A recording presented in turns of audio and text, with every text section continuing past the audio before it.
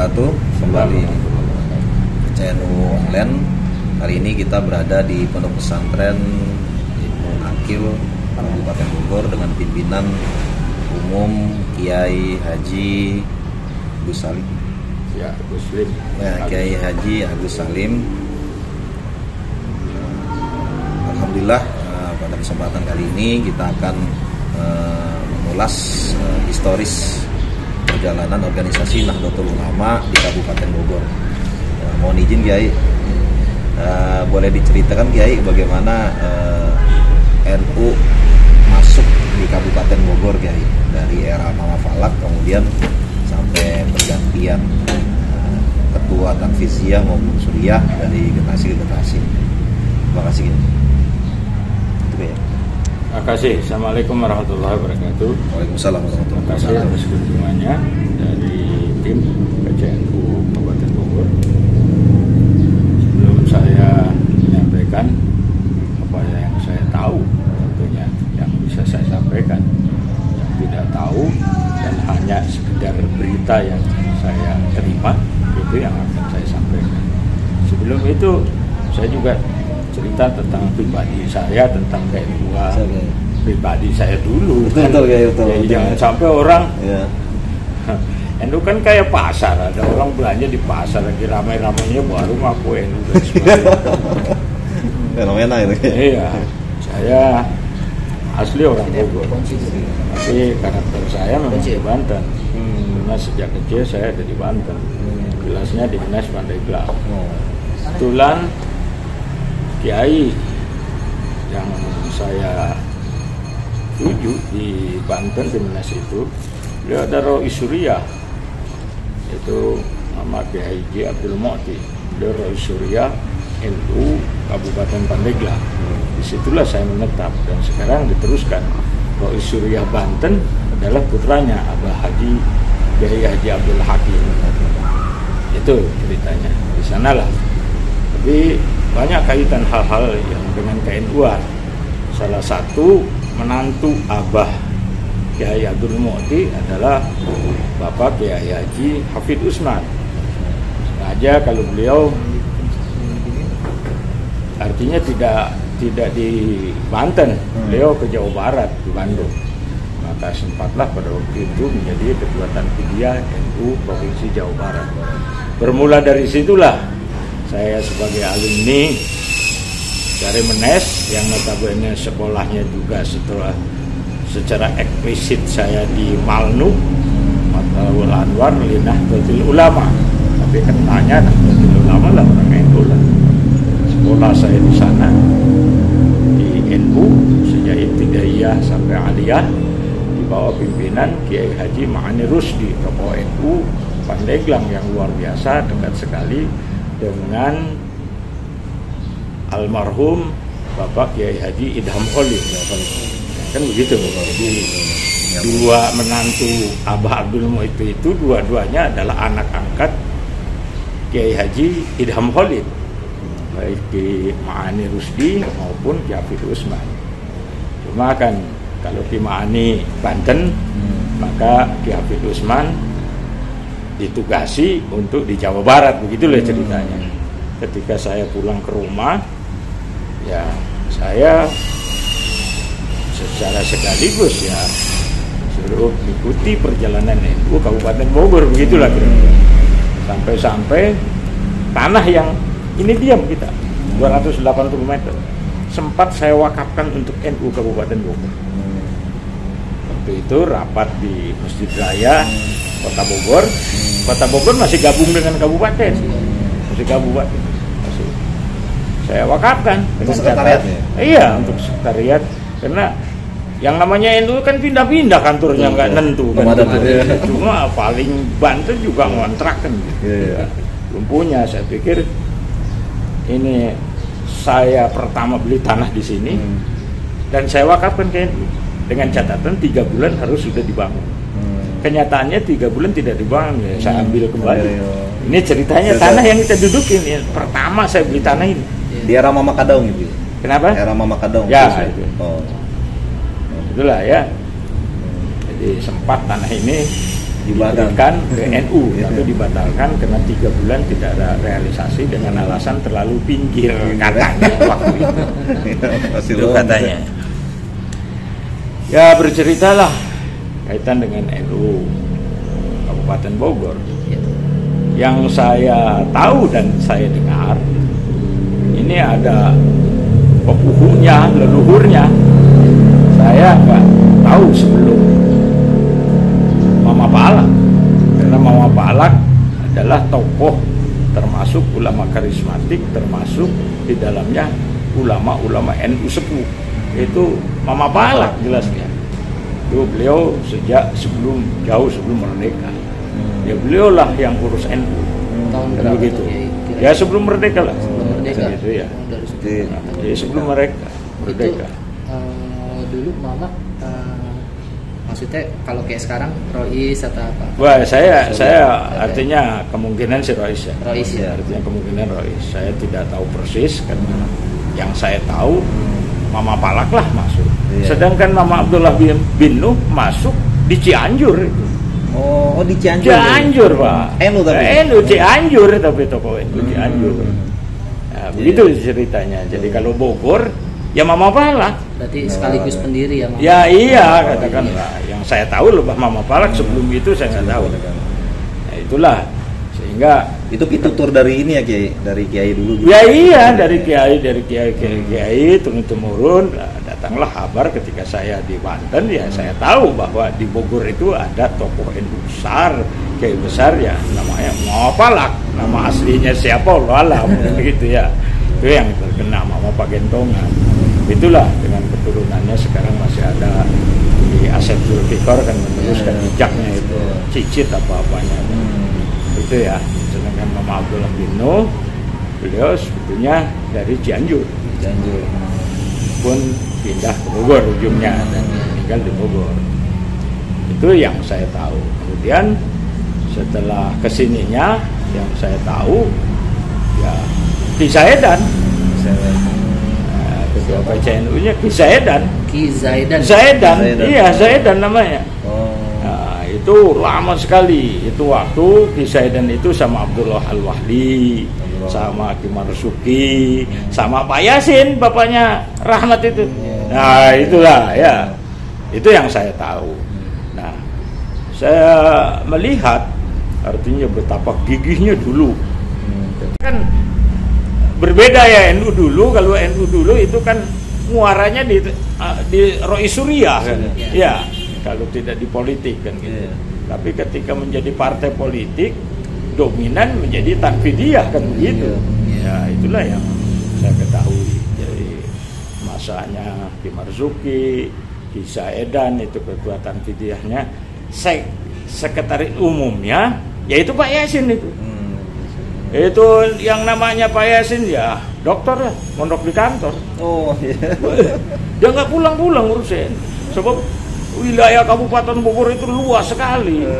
Depok mah belum apa-apanya masih ke Kabupaten Bogor. Kota Bogor masih Kabupaten Bogor. Nggak ada Kota Bogor, nggak ada Kota Depok. Semuanya Kabupaten Bogor. Ini senegara lebih ini. Sepertinya dengan Brunei juga masih lega Bogor tuh. Iya kan? Sehingga keteteran, Pak Yasin itu keteteran ketika ada keperluan-keperluan untuk disampaikannya surat dari PCNU Kabupaten Bogor. Ini mengalami kesulitan. Yang pertama, transportasi belum seramai sekarang ini. Bayangkan saja dari Parung Panjang ke Cariu. Sepeda apa motor Pak? Wah itu ya motor di mana? Ya sepeda, mobil sepeda. juga jarang, mobil dogong. Truk itu pakai apa tuh? Angkutan itu truk pakai terpal kan. Berarti periode Reo awal dan ini, sebagainya. periode awal Ki Zaidan yang ketua Tanfid, sekumnya Pak Haji Yasin. Ya, Itu kira-kira tahun berapa? Secara tuh, organisasi. Kiai? Oh, Kira-kira aja. sekitar 60-an ya. Sekitar 60-an ya. Tahun 60-an. Oh, 10 tahun itu Pak Yasin. Yang dominannya Pak Yasin sebetulnya. Karena yang gak ada gini sana sini Pak Yasin. Sehingga ketika ngantar surat itu belum tentu surat itu 15 hari tuntas semua diantar ke seluruh kecamatan. Belum tentu selesai. Segitu luasnya. Segitu luasnya. Sekarang aja masih luas. Maka Pak Yasin sejak itu terus terang saja, jarang ada di rumah. Ya dokter lah, keliling-keliling terus kan. Kalaupun tidak keliling antar surat ya ada di kantor NU. Saat itu kantor NU-nya di mana? Di itu pertigaan Gunung Batu itu. Wah, pertigaan persis itu. Gunung Batu, Bateksun itu. Iya. Itu yang pertama. Iya, di situ. Ya sebelumnya ada di apa tuh namanya di Ciawi, di apa tuh namanya lewat Ciawi, lewat rumah sakit Ciawi sedikit. Ya itu pun rumahnya pengurus NU yang dijadikan kantor kan. Ini nggak punya kantor lah. Di anu juga itu ngontrak di Gunung Batu juga ngontrak. Biasanya belum punya kantor. Berarti saat itu Roy Suryanya siapa Ki? Ki Marzuki apa siapa tuh? Ki Marzuki ya. Ki Marzuki ya. Marzuki. Nah, kan gitu ya. Itu yang Kiai Marzuki siapa? Iya. Marzuki apa? Marzuki apa tuh saya kurang tahu sih. Bang Cilingsi kan.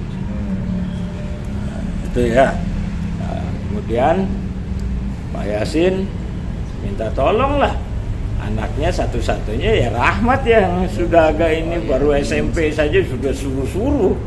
Rahmat ngantor surat bagiannya dia bagian yang deket-deketan nih Bang Seciawi. Sepeda kan?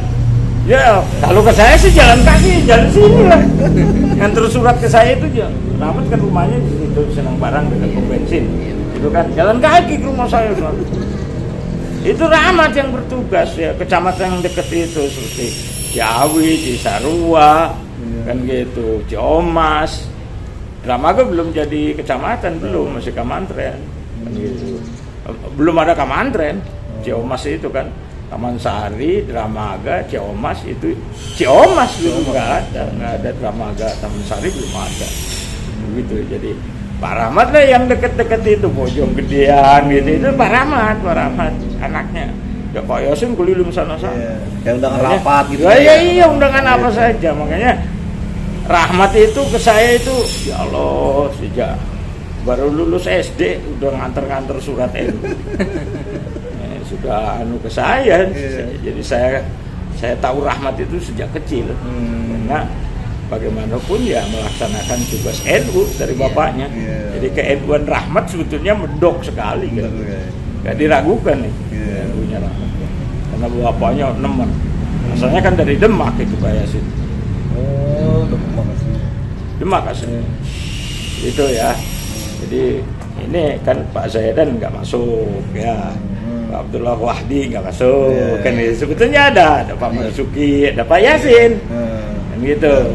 Itu grupnya ke situ tuh, urunnya ke situ. Ya kesininya itu sepuh-sepuhnya mohon maaf.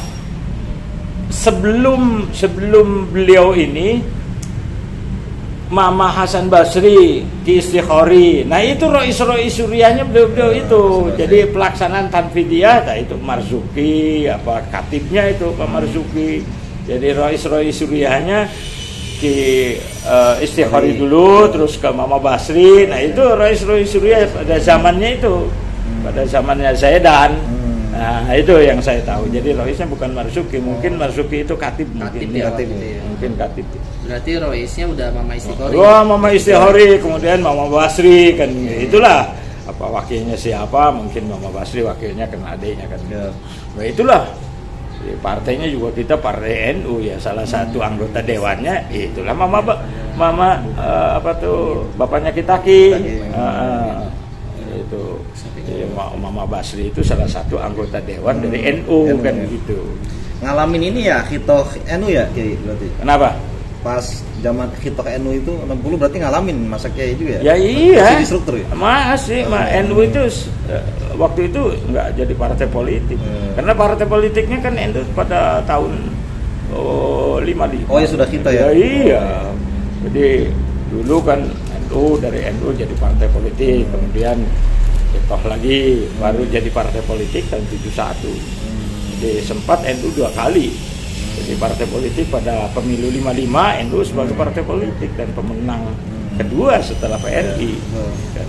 Terus di Orde Baru juga NU pemenang kedua setelah Golkar kan gitu.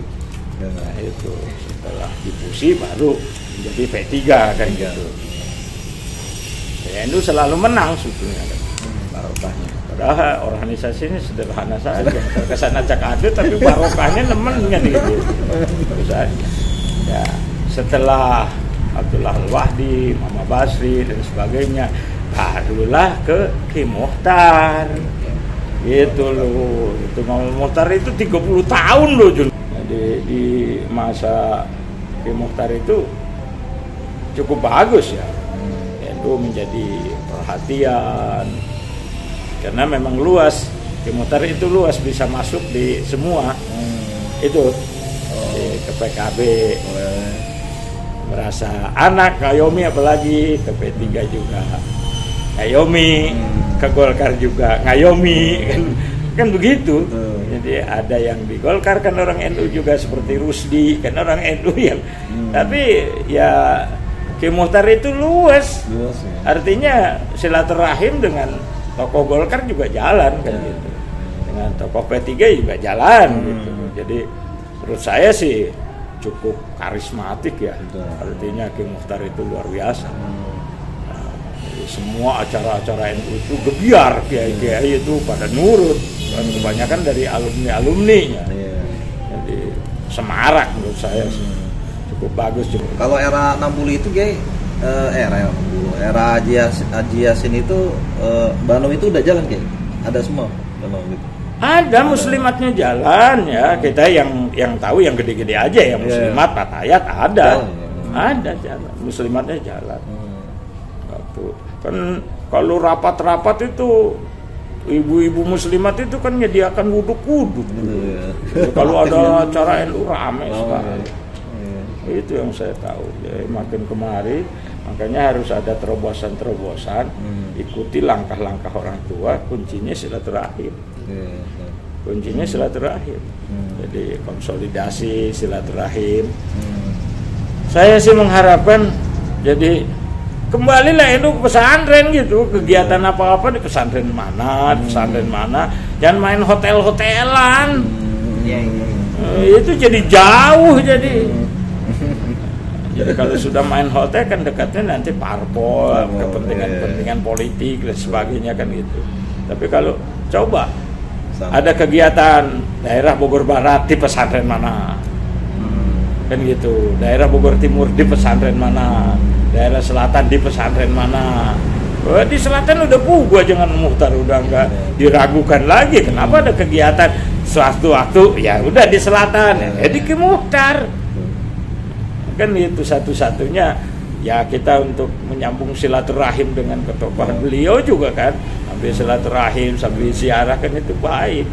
Kemudian gabungan kalau ada kegiatan dengan kota, kenapa tidak di Al-Falak, di Mama Falak itu kan sambil ziarah lah gitu. Jadi ada kegiatan itu sambil mengenang masa lalu. Mau saya sih begitu ya. Kalau di utara bisa di Kisah Arif, bisa di Kimat Roja kan gitu.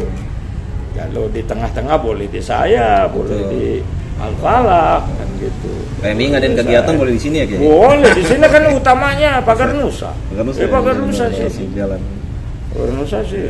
Saya minta khadami NU. Dimanapun kita berada, urus ya. Insya Allah timbul barokah. Ya. Jadi kalau berjuang itu jangan kita lantas saya apa yang dapat dari NU, jangan berpikir begitu. Apa yang bisa saya perbuat untuk NU, mestinya kan begitu. Jadi tanpa ada karena ini, karena itu. Jadi ikhlas ngurusi NU sepanjang masa. Agar nanti generasi kita juga melakukan hal yang sama. Jadi ngurus PMI yang benar uruslah. Urus Ansor, uruslah yang benar. Jadi jangan asal-asalan. Ketika asal-asalan hasilnya juga asal-asalan. Jadi kalau serius, ya serius lagi. Artinya kita benahi, kita jaga kan NU ibaratnya pagar Ahli Sunnah wal Jamaah. Kita menjadi pagar.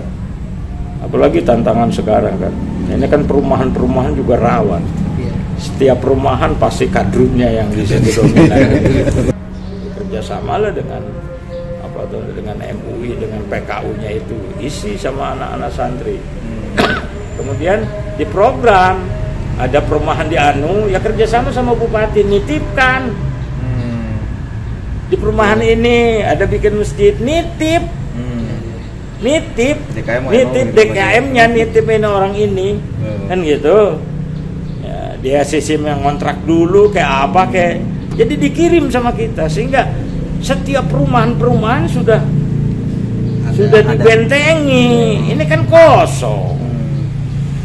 Dan ini kosong. Betul. Artinya kekosongan ini ya diisi sama orang lain.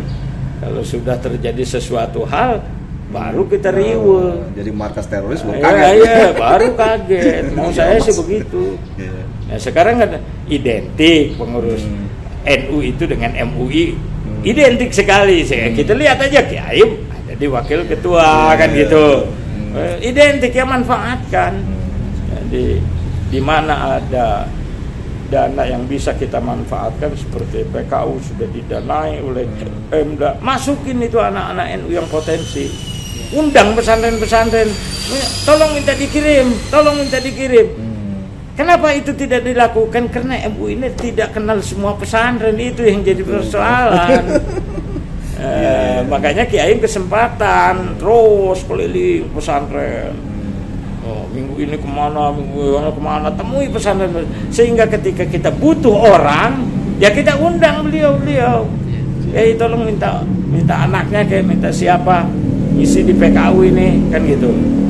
Terus nanti kalau ini ya semestinya gitu. Saya sih usul saja. Bupati itu minta kalau ada perumahan, minta dari Pasos-Pasum atau dari mana satu rumah minta untuk imam. Betul. Minta satu rumah untuk imam. Imam. Kalau kampung mah insya Allah aman. Ya kalau kampung, tapi kampung juga penyakit kan ada, penyakit di kampung itu. Ada orang datang mau bikin masjid yang dekat. Investor yang lain itu kadrun itu pastinya juga. Dar bikin masjid, saingan. Ya akhirnya.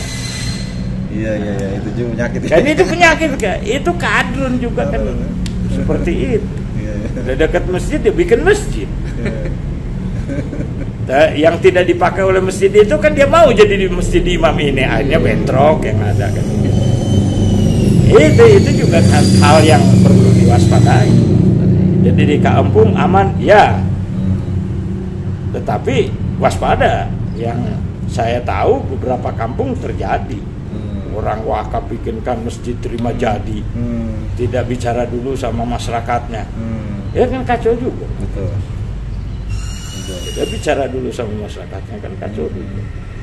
Iya. Nah, itu jadi terpecah. Apalagi? Ya. Yang perlu lihat. Ya. Ada lagi mungkin nasihatnya kayak. Itu Rawati. Jadi orang NU itu jangan ninggali tali paranti lah istilahnya. Tali paranti. Apa yang menjadi kekhasan NU, ya itulah. Contohnya kali-kali sih boleh, tapi dasar orang NU itu kan berkopiah. Kan gitu. Ya, dasar orang itu sarungan kan gitu ya. Nah, itu khasnya sehingga orang tahu cirinya santri kan kayak gitulah. Itu sekarang hal yang perlu diwaspadai juga, ini ada penyakit akhir-akhir ini kan di pesantren timbul masalah. Ya kan, timbul masalah seperti HW itu kan, pencabulan dan sebagainya, itu juga kan harus diwaspadai. Makanya menurut saya kan ada di kabupaten itu ketua pondok pesantren itu kan, ada forum pondok pesantren. Nah itu harus kompak dengan NU-nya, satu hal yang tidak terpisahkan. Kan pesantren dia identik dengan NU-nya, jadi dua organisasi ini harus berkaitan. Kan ketuanya Kitaki kalau nggak salah. Kan itu yang untuk pondok pesantren itu, ya itu dimanfaatkan, dirakan. Dan begitu. MUI untuk ngambil satu manfaat di satu sisi, ya ini kaitan dengan lembaga pondok pesantren juga dengan pesantrennya, sehingga berkaitan satu sama lain. Dan meliputi pesantren itu sehingga harus diketahui mana pesantren yang NU, mana yang bukan NU. Kan orang sekarang ujuk-ujuk pesantren aja, orang sekarang tahu pesantren itu duit. Dia bikin seperti hotel, bikin seperti apa, ngaji nggak bisa, apa nggak bisa, bikin pesantren aja. Yang mudah sekali, yang terjadi tidak sesuai dengan aturan-aturan pesantren seperti leluhur kita. Nah itu juga harus diwaspadai. Jadi banyak hal-hal yang harus diwaspadai oleh kita orang-orang NU. Gitu. Bergeraklah. Saya aja, anak cucu saya, ya terlibat kamu di NU. Jadi struktura, kultura, saya mau ajak muktamar juga kan. Jadi kalau upaya saya sejak dini, anak kecil masih bisa dibawa muktamar, saya bawa muktamar supaya tahu NU. Gambar-gambar NU kan di mana-mana, sehingga cucu-cucu saya itu, cicit saya sudah tahu ini gambar NU. Itu salah satu. Jadi dari melihat, terus ke pakaian, terus ke hati, dia tahu, oh ini NU. Itu camat tenjolanya dari bayi kan berarti? Ya iya. Iya. Iya, sampai ke cucu, sampai ke cicit tetap saja NU-nya itu melekat dari gambar-gambar sekeliling kita, di mobil, di rumah, di kamar, di luar, di keliling, NU. Sehingga anak-anak, oh ini NU sudah tidak asing lagi, sejak dini sudah kenal. Paling tidak dia melihat dulu ya. Iya, mana mobil kita nggak ada NU, ada. Makanya itu juga Kiai, makanya banyak pesantren juga. Saya pas pertama kali masuk sini, ini tegas banget ini nunjukin NU-nya. Karena orang sudah lihat gambar saja, kadrun sudah minggat. Oh kan ya. Udah minggat. Coba sekarang, makanya mau bikin almanak. Nah itu taruh di suro-suro, di di masjid-masjid, di musola. Kalau lihat ada gambar NU-nya, kadrun mikir 2 kali. Ini secara tidak langsung jagaan makhluk diam itu kan. Pasang almanak, orang wah begitu. Walaupun pada waktunya nggak ada yang atas, nggak ada yang komat kan gitu. Itu penyakitnya. Jadi upayakan memang ada modal dan sebagainya. Karena terus terang saja kan orang NU karakternya kan diberi, Pak. Kalau suruh beli mah kagak mau. Iya, mayoritas tuh kayaknya. Nggak mau. Kalau diberi mau, kalau membeli nggak mau. Iya kan? Nah, sekarang suruh beli ya kalender NU, mana mau dia bayar? Iya kan? Iya. Saya pernah nyetak banyak. Iya.